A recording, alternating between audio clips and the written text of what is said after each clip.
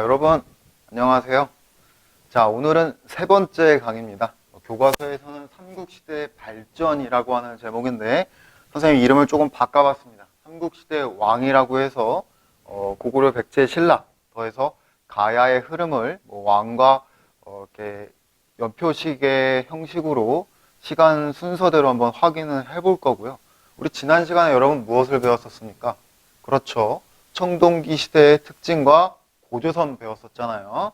이번 시간에 다뤄볼 삼국시대의 요 국가들은 바로 철기를 기반으로 해서 세워진 국가가 되겠습니다.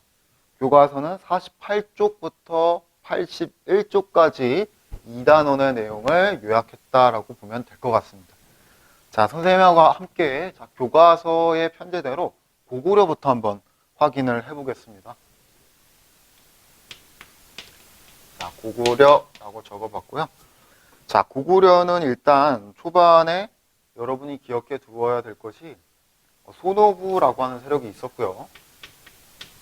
이 세력과 이제 부족 다툼 속에서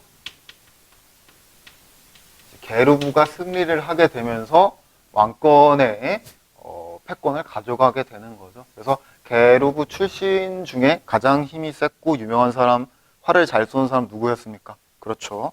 주몽이라고 하는 사람이 등장하게 되는 겁니다.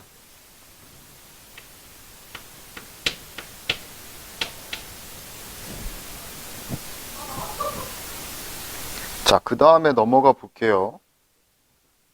자, 태조왕이라고 하는 사람 기억해 두면 좋습니다.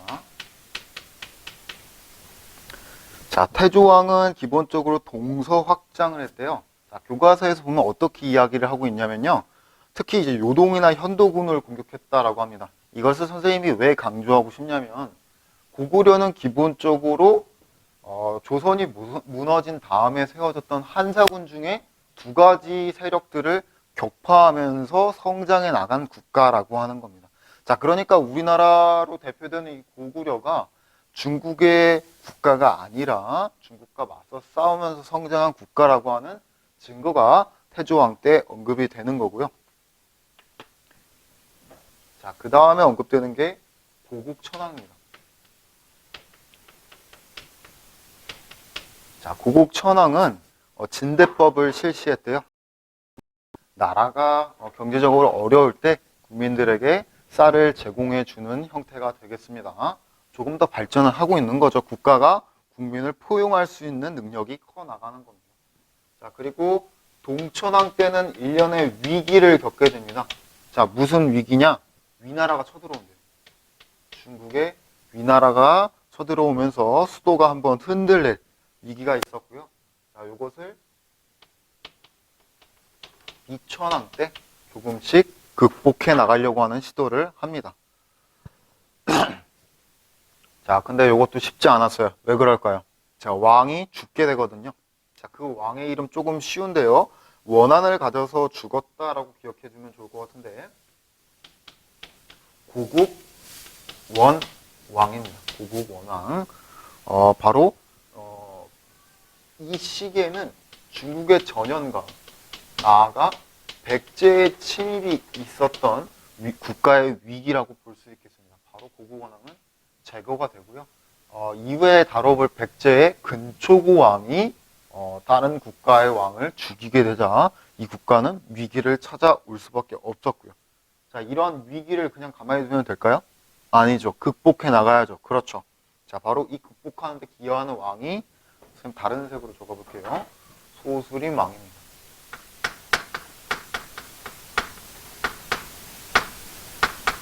자, 여기 적어볼 수 있을지 모르겠는데 세 가지를 반드시 기억해 두어야 돼요. 율령, 태학, 마지막으로 뭡니까? 바로 불교라고 하는 것을 기억해 두시기 바랍니다. 자, 국가적인 위기를 국가적인 법체계를 통해서 너희들 명령 지키지 않으면 가만히 두지 않겠어 라고 하고요. 왕을 따를 수 있는 인재들을 양성합니다. 오늘날의 대학이나 고등교육기관 정도 생각해 볼 수 있는 것이 태학이고요. 자, 세 번째로 고등 종교인 불교를 가져오면서 소수림 왕 자체가 부처기 때문에 왕은 이제 신입니다. 기존에 우리가 부족장 질서 체제의 왕이나 부족장 세력이 아니라 신이라고요, 신. 자, 그 이후에 등장할 수 있는 가장 큰 전성기죠. 고구려의 광개토대왕. 또 누굽니까? 그의 아들 장수왕을 여러분이 떠올려 볼 수 있겠습니다. 그래서 조금 다른 양상이 나타나는데 광개토대왕은 어디로 가느냐? 북으로 가죠. 북으로 나라의 영토를 넓히고요. 장수왕은 어디로 갑니까? 남으로 가죠. 그래서 우리가 남진 정책이라고 표현하는 부분이 나타납니다. 자, 그래서 전성기의 모습을 보면요. 고구려는 5세기의 전성기에 이른다라고 우리가 이야기해 볼 수 있고, 나라의 영토가 북쪽으로 뻗어나가죠. 자, 남쪽으로 또 남진 정책을 해나가면서 영토가 넓어집니다. 자, 그래서 이 양상을 다시 보면 북쪽으로 광개토대왕에 의해서 후연, 숙신, 부여 등을 정복해 나가고요. 남쪽으로 한강 유역을 장악하면서 이제는 고구려가 한반도의 중앙을 차지하게 되는 겁니다. 그래서 충주 쪽에 가면 뭐가 있죠, 여러분? 그렇죠. 중원 고구려이 있죠. 바로 고구려와 관련된 고구려가 전성기를 맞이했다라고 하는 하나의 증거입니다.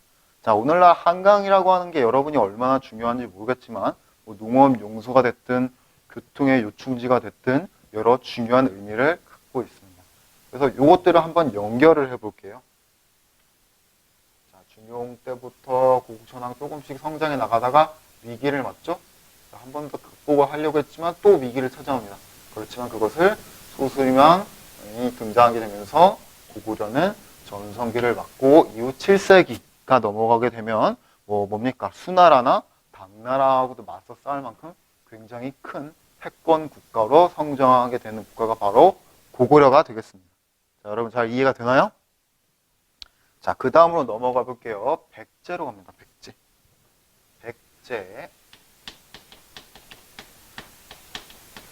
자, 여러분 백제 봅시다. 자, 백제를 볼 때 먼저 이야기해 보아야 할 것은 백제는 바로 마한의 목지국에서 시작됐다라고 하는 겁니다. 자, 이것은 우리가 사만이라고 하는 국가 중에 하나 국가인 마한이 있고 그 마한의 가장 모국가, 가장 큰 국가였던 목지국이라고 하는 국가가 있는데 이 국가가 나중에 백제가 된다라고 여러분이 보면 될 것 같아요. 자, 백제는 바로 온조에 의해서 건국이 되었다라고 합니다. 온조하고 비류라고 해서 사실 이 고구려의 더 엄밀하게 얘기하면 부여의 왕족 출신이 고구려와 백제로 찢어져 내려오게 되면서 세워진 국가가 이제 그 중에 하나가 백제라고 볼 수 있는 거죠. 자, 백제는 초기에 조금 강성해지게 되는데 초기에 조금 빠른 발달 양상이 나타납니다. 초기에 고위왕이라고 하는 사람이 등장하게 되면서 관등을 정비합니다. 자, 그러니까 계급 질서를 왕을 중심으로 세우는 겁니다. 뿐만 아니라 본래 목지국에서 시작된 이 목지국을 아예 어떻게 해버립니까? 목지국을 정복해버리는 모습이 나타납니다. 자, 나아가 이제 이 백제가 자꾸 힘이 커지니까 자, 이것도 이제 한사군 중에 한나라 통치 기간 중에 하나로 보이는데 대방군이라고 하는 데가 있었대요. 여기를 어떻게 합니까? 점령하는 것이 아니라 이 대방군 세력과 혼인할 만큼 백제가 중국과하고 뭔가 잘 지내기도 하면서 힘이 셌다라고 볼 수 있겠습니다. 그래서 선생님이 교과서를 새로 보다 보니까 새롭게 발견되는 내용이더라고요. 여러분 참고해 보시고요. 자, 이런 발달 과정을 겪게 되니까 이 백제도 전성기를 맞이하게 됩니다. 고향 다음에 전성기가 등장한다고 여러분은 일반적으로 기억해두면 좋겠는데요. 바로 근초고왕입니다. 자, 사실 우리 근초고왕 방금 이야기했죠. 언제 이야기했나요? 고구려의 고국원왕 전사시켜 버렸죠. 자, 고국원왕 때는 바로 평양을 공격했다. 북진을 했다라고 볼 수 있고요. 자, 조금 이따 지도를 통해 볼 텐데 요서, 외로 진출합니다. 사실 이것이 정복이냐 진출이냐에 대해서 말이 많고요. 또 외에 진출했다는 부분에 따라서 뭡니까? 칠지도를 하사했느냐 혹은 그들에게 바친 것이냐 굉장히 말이 많은 부분이기 때문에 여러분이 이 용어와 관련해서 어쨌거나 백제는 이미 4세기 초반부터 전성기를 맞이하고 있음을 기억해 두시기 바랍니다. 자, 빠른 전성기를 맞이해서일까요? 조금 쇠락기를 걷게 됩니다. 자, 어떻게 쇠락기를 겪게 되냐면요. 계로왕이라고 하는 사람이 있어요. 이것도 여러분이 기억하기 좋을 것 같은데, 왕이 괴로워서 죽었다라고 여러분이 떠올려 보세요. 자, 왜 괴로워서 죽느냐면 고구려가 할아버지가 죽었어요. 요 광개토 왕의 입장에서는. 그래서 복수를 한 겁니다. 할아버지가 죽었으니까 고구려가 칼을 갈아서 5세기 혹은 4세기 후반에 이제 백제로 쳐들어가서 남진정책 장수왕까지 이어지면서 계로왕이 죽게 됩니다. 수도가 무너지는 거죠. 자, 그 다음에 동성왕이라고 하는 왕도 등장하고요. 그 사이에 문주왕도 있을 텐데 여러분이 참고해 보고요. 자, 특히 이제 무령왕 때 요거 한번 체크해 볼까요? 한번 담로라고 하는 국가 제도를 수립합니다. 담로. 지방간을 파견했다라고 보면 될 것 같아요. 담로. 여러분 좀 특이하기 때문에 한번 기억해 두시고요. 자, 그리고 성왕이라고 하는 왕이 등장해요. 성왕. 다른 색으로 표현해 볼게요. 성왕. 자, 개인적으로 선생님 좀 안타까운 왕이라고 생각하는데 나중에 이제 신라의 진흥왕하고 한강유역을 다시 재수복을 합니다. 근데 진흥왕이 대신을 하게 되면서 이 성왕도 죽게 되는데요.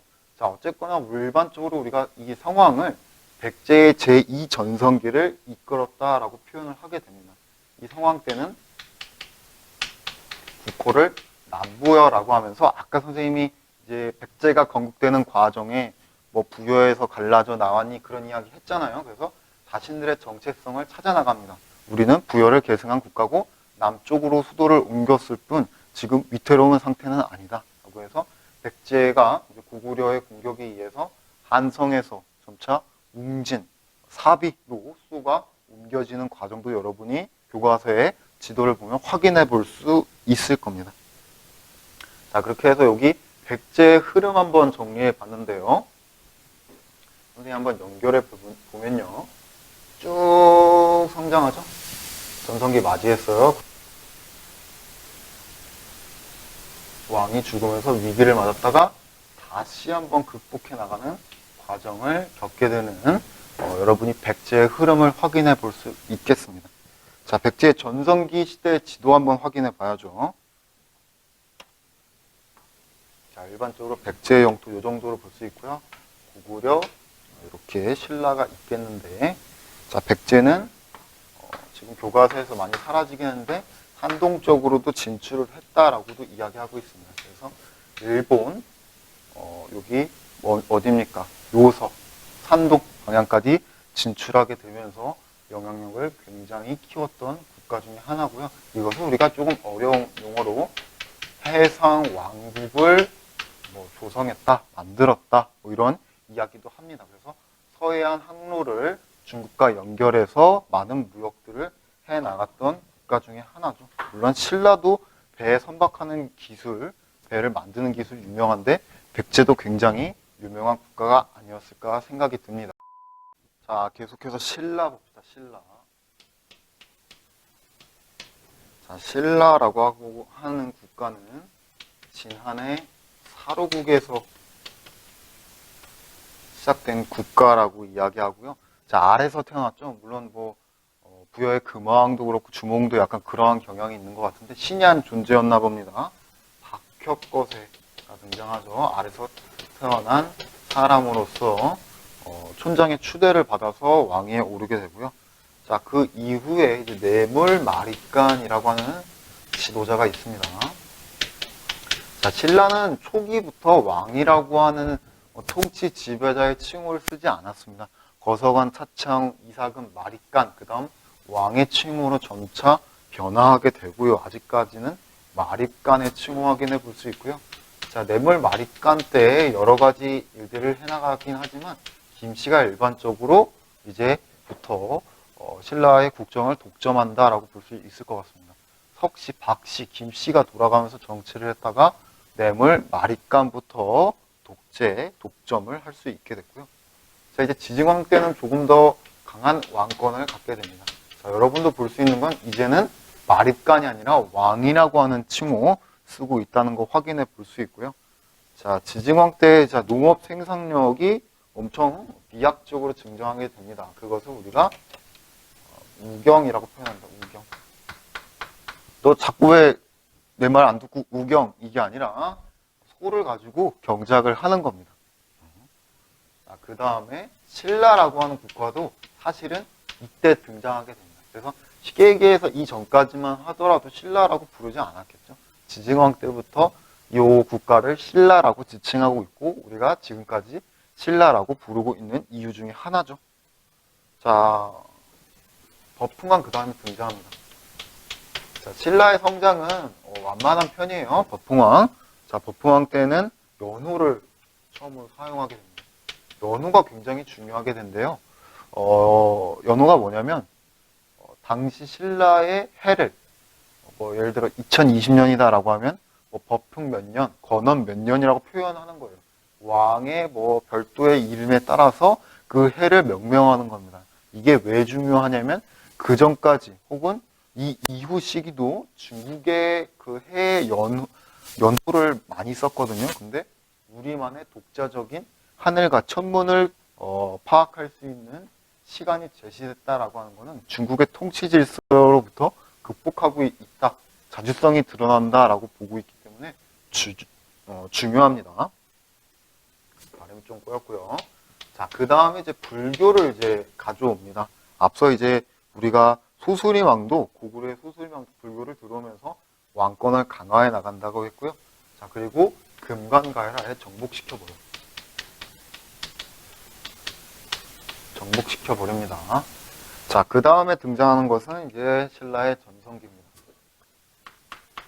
진흥왕 등장하게 되죠. 자, 진흥왕 때는 여러 일들을 하게 되는데, 자, 우리가 일반적으로 알면 좋은 것이 화랑도입니다.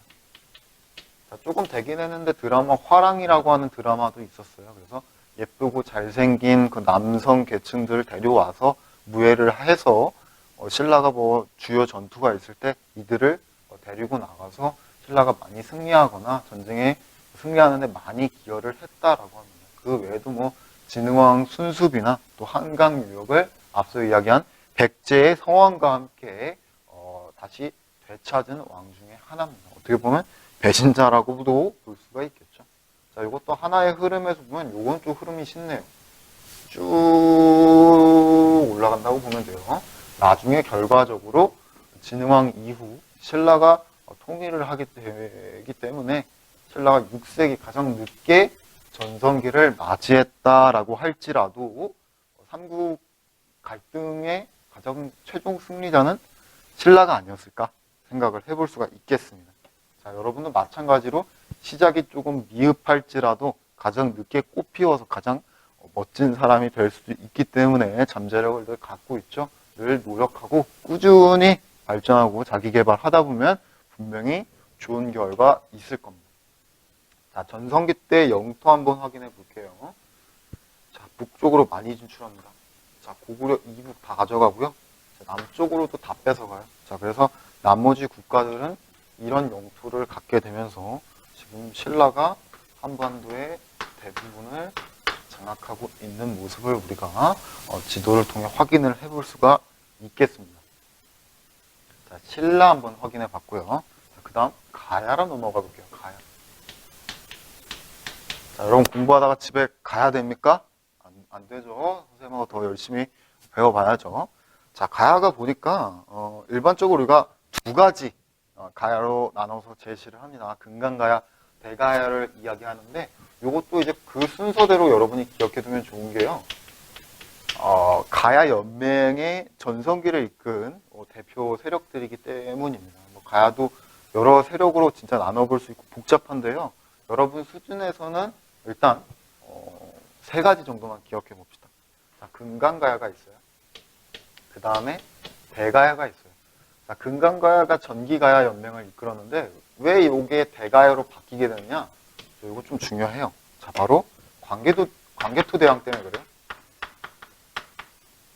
자, 강개토대왕이 이제 요 한반도 남쪽 지역에 왜구가 쳐들어왔다고 해서 군대를 보내게 되는데 그 왜구 격퇴하는 과정에서 가야가 피해를 입습니다. 사실 뭐 신라의 내물마니까니 요청해서 보낸 건데 가야도 같이 공격을 받게 되면서 가야 연맹이 변화하게 되는 모습이 나타나고요. 자, 선생님이 교과서 새롭게 보다 보니까 새롭게 추가된 가야의 국가명이 보이더라고요. 이걸 아라가야라고 합니다. 자, 잊지 마세요. 아라가야. 자, 세 글자로 이야기하면 안나국이라고 표현되는 가야더라고요. 그래서 여러분이 요거까지 알면 기존의 가야와 세 번째의 가야 연맹의 전환까지 여러분이 확인을 해볼 수 있습니다. 자, 그래서 요 한반도 지도 범위에서 보면요. 자, 일반적으로 금강가야는 해안 쪽이에요. 자, 이것이 고구려 광개토대왕의 공격으로 대가야로 바뀌었다가, 자, 이것이 왜 이렇게 바뀌었는지는 모르겠습니다만, 자, 아라가야가 이제 그 이후 후기 가야 연맹, 대가야 이후에 또 연맹을 이끌게 되는 국가로 확인을 해볼 수가 있습니다. 자, 그래서 가야는 기본적으로 무엇이 유명할까요? 철이 유명합니다. 그래서 여러분이 교과서 펼쳐서 확인해 보면 가야의 뭐 유물, 문화재 중에 뭐 말, 갑옷이라든지 여러 철제 갑옷들의 모습이 보이고요. 이것들을 주로 뭐 일본 같은 데에 수출했던 국가 중에 하나로 유명합니다. 그래서 우리가 지난 시간에 배웠던 고조선 혹은 청동기 시대와 달리 이 시대부터는 이제 철기라고 하는 것이 주로 사용되고 있다라고 하는 것을 여러분이 가야를 통해서든 삼국시대를 떠올려 볼 때 기억해 두면 좋겠죠. 자, 이렇게 해서 선생님하고 자, 삼국시대의 왕이라고 하는 것을 기본으로 흐름으로 해서 고구려, 백제, 신라 한번 확인해 봤고요. 가야까지 더해서 여러분이 지도와 함께 확인을 해본 것이 되겠습니다. 자, 어떻게 여러분에게 조금 명확하게 전달이 되었는지 모르겠고요. 자, 구체적인 내용은 선생님과 학교 현장에서 조금 더 자세하게 배워보도록 하고, 여러분은 일단 흐름 정도, 각 국가의 전성기 정도, 몇 가지 특징 정도를 기억해 두면 좋겠습니다. 자, 그렇다면 네 번째 강의는 무엇일까요, 여러분? 그렇죠. 자, 네 번째 강의는 바로 고려시대에 대해서 알아보도록 하겠습니다. 여러분 정정합니다. 4강은 남북국 시대입니다. 통일 신라하고 발해에 대해서 확인해 보겠습니다. 선생님 지금 강의를 조금 뒤죽박죽 찍다 보니까 조금 차시 계획이 가끔 혼동될 때가 있더라고요. 자, 다음 시간 남북국 시대 알아보겠습니다.